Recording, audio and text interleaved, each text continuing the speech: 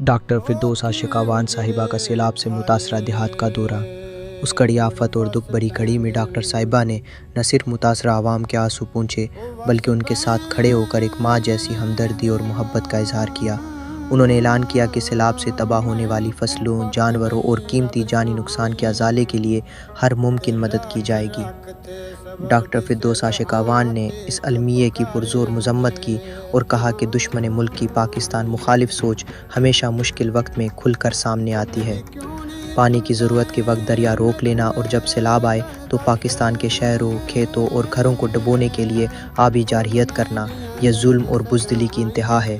انہوں نے عزم دہرایا کہ نہ دشمن کی سازشیں عوام کا حوصلہ توڑ سکتی ہیں اور نہ ہی آفات ہمیں کمزور کر سکتی ہیں۔ پاکستان کی عوام ایک ہے اور مشکل وقت میں ایک دوسرے کا سہارا ہے۔